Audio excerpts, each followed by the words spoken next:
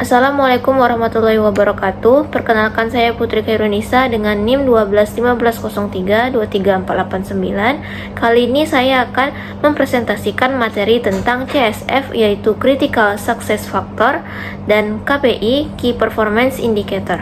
Baiklah, yang pertama kita akan membahas tentang CSF atau Critical Success Factor, yaitu merupakan sebuah metode analisis dengan mempertimbangkan beberapa hal yang kritis di dalam lingkungan perusahaan untuk mendefinisikan faktor-faktor apa saja yang mempengaruhi keberhasilan dan kesuksesan sebuah perusahaan atau organisasi, dan dapat juga ditentukan jika objektif organisasi telah diidentifikasi.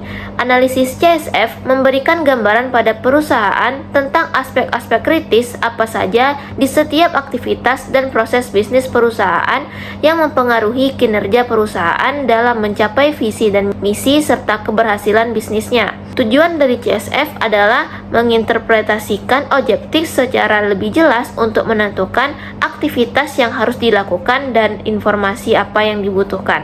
Adapun tahapan dalam CSF, yang pertama yaitu identifikasi misi dan tujuan strategis organisasi atau perusahaan. Lalu yang kedua, setiap tujuan strategis harus dapat menjawab pertanyaan wilayah bisnis apa yang penting bagi organisasi untuk mencapai tujuan. Lalu evaluasi setiap kandidat dari CSF. Lalu identifikasi bagaimana CSF diawasi dan diukur, lalu komunikasikan CSF kepada setiap elemen penting perusahaan, dan lakukan pengawasan dan evaluasi ulang CSF. Adapun manfaat dari analisis CSF menurut Ward dan Piper di tahun 2002, yaitu analisis CSF merupakan teknik yang paling efektif dalam melibatkan manajemen senior dalam mengembangkan strategi sistem informasi, karena CSF secara keseluruhan telah berakar pada bisnis dan memberikan komitmen bagi manajemen puncak dalam menggunakan sistem informasi yang diselaraskan dengan pencapaian tujuan perusahaan melalui area bisnis yang kritis. Analisis CSF juga menghubungkan proyek sistem informasi yang akan diimplementasikan dengan tujuannya. Dengan demikian, sistem informasi nantinya akan dapat direalisasikan agar sejalan dengan strategi bisnis perusahaan. Dalam wawancara dengan manajemen senior, analisis CSF dapat menjadi perantara yang baik dalam mengetahui informasi apa yang diperlukan oleh setiap individu.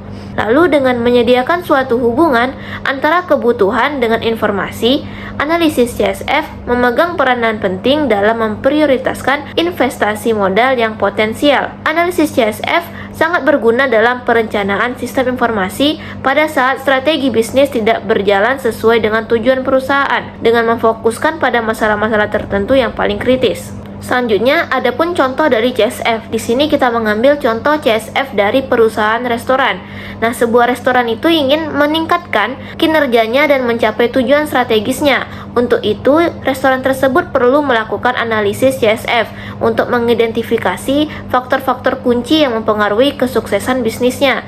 Setelah melakukan analisis, restoran tersebut menemukan beberapa faktor kunci yang menjadi CSF, yaitu antara lain, dalam pelayanan pelanggan, restoran menyediakan pelayanan pelanggan yang baik dan ramah untuk meningkatkan kepuasan pelanggan dan membangun loyalitas. Lalu dalam kebersihan dan sanitasi, perusahaan menjaga standar kebersihan dan sanitasi yang tinggi untuk memastikan kesehatan dan keamanan pelanggan. Lalu dalam efisiensi operasional, perusahaan mengoptimalkan penggunaan sumber daya untuk mengurangi biaya operasional dan meningkatkan produktivitas. Lalu dalam inovasi menu, restoran tersebut mengadopsi menu baru dan unik untuk meningkatkan pengalaman pelanggan dan keunggulan kompetitif. Lalu dalam manajemen SDM-nya, perusahaan memiliki tim yang terampil, terlatih, dan berkomitmen untuk memberikan layanan yang berkualitas dan menjaga operasional yang lancar. Lalu dalam kepatuhan regulasi, perusahaan mematuhi semua regulasi kesehatan dan keamanan untuk menjaga kepatuhan hukum dan juga reputasi restoran. Selanjutnya kita masuk kepada materi kedua, yaitu KPI atau Key Performance Indicator. KPI adalah alat ukur yang menggambarkan efektivitas perusahaan dalam mencapai tujuan bisnisnya. Perusahaan menggunakan KPI untuk mengukur kesuksesan pencapaian target mereka. Key Performance Indicator ini banyak digunakan untuk membantu perusahaan mengetahui tingkat perkembangan dan merumuskan langkah-langkah pelaksanaan kegiatan di masa depan. Sebagai ukuran yang penting yang terukur, maka KPI ini bisa dipakai dalam membuat arah tujuan perusahaan dan bisa digunakan untuk patokan duga menemukan target dalam kerangka waktu. Menurut Parmenter tahun 2007, dalam pelaksanaan atau implementasi KPI dalam perusahaan, terdapat beberapa karakteristik yang harus dipenuhi.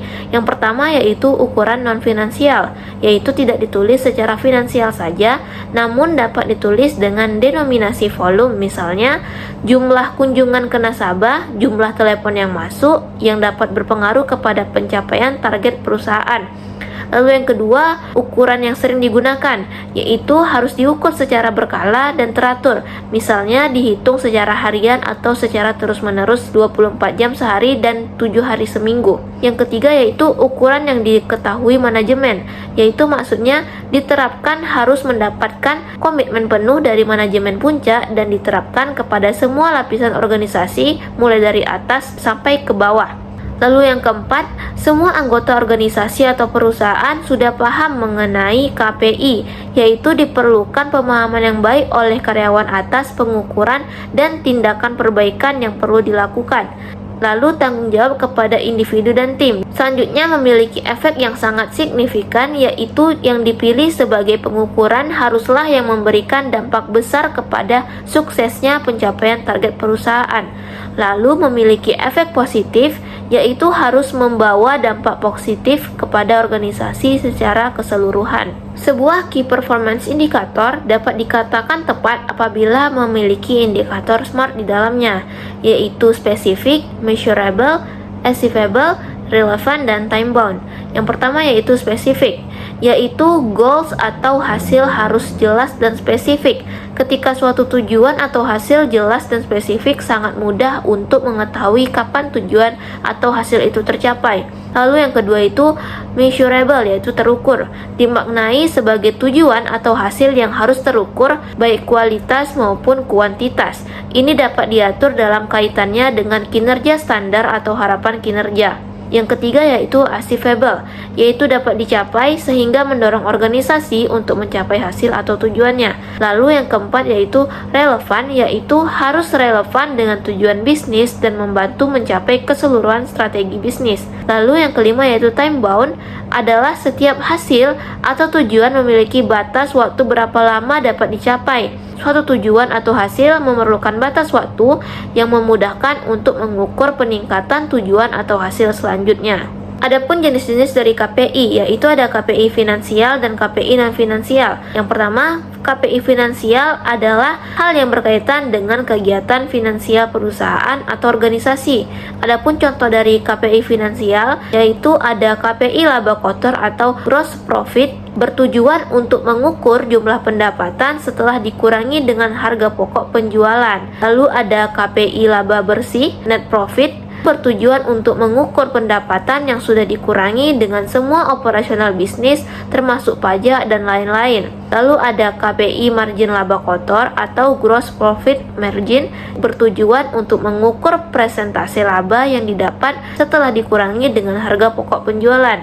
Lalu ada KPI margin laba bersih atau net profit margin, bertujuan untuk mengukur presentase laba yang didapat setelah seluruh pendapatan dikurangi dengan biaya operasional. Lalu ada KPI rasio lancar atau current ratio, yaitu digunakan untuk mengukur kinerja dari neraca, likuiditas atau aset yang dimiliki suatu perusahaan.